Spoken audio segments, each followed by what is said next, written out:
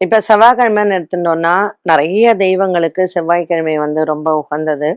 அதுல ராகு காலம்னு பார்க்கறச்சு நம்ம துர்க்கையை வந்து வணங்குறோம். செவ்வாய்க்கிழமை வந்து நரசிம்மருக்கு ரொம்ப விசேஷம். ஒரு கடன் பிரச்சனை இருக்கு, இந்த கடன் தீர்க்கணும் அப்படின்னா, நரசிம்மருக்கு செவ்வாய்க்கிழமை ஆ நீங்க வந்து அகண்ட தீபம் ஏற்றி வழிபாடுகள் செய்யலாம். நமக்கு நெறைய சத்ரு இருக்கு. ரொம்ப ஒரு ஒரு வேலையில நம்ம வந்து இருக்கிற இடத்துல மனசு பீஸ்ஃபுல்லாவே இல்ல. கூட இருக்கிறவங்க எல்லாம் நமக்கு வந்து எதிரிங்களாவே இருக்காங்க அப்படின்னா, முருகப்பெருமானுக்கு செவ்வாய்க்கிழமையில நீங்க சஷ்டி கவசம் படித்து, செவ்வாய்க்கிழமை முருகனை வந்து வணங்கலாம். திருமண தடை இருப்பவர்களும் செவ்வாய்க்கிழமை முருகன், வள்ளி தெய்வானையுடன் இருக்கக்கூடிய முருகனை வந்து வணங்கலாம். இந்த துர்க்கைக்கு வந்து ராகு காலத்துல விளக்கேத்துறது அப்படிங்கிறது வந்து பாத்தீங்கன்னா, ராகுக்காக நம்ம பண்றதுதான்.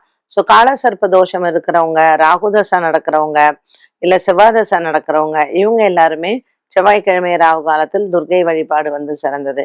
வீரபத்திரருக்கு வெற்றிலை மாலை போடுறது செவ்வாய்க்கிழமை ரொம்ப விசேஷம்.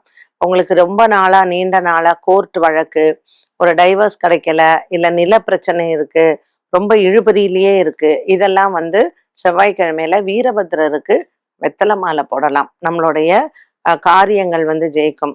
இதை தவிர நமக்கு செவ்வாய்க்கிழமை வந்து ஆஞ்சநேயரினுடைய வழிபாடும் ரொம்ப விசேஷம். இந்த செவ்வாய்க்கிழமை ஆஞ்சநேயரை வழிபாடு செய்யறது எதுக்கு அப்படின்னு பார்த்தீங்கன்னா, நமக்கு நல்ல ஒரு உடம்பு வீக்கா இருக்கு, நமக்கு உடம்புல வந்து பலம் வேணும் அப்படின்னா, செவ்வாய்க்கிழமை ஆஞ்சநேயரை வழிபாடு செய்யலாம்.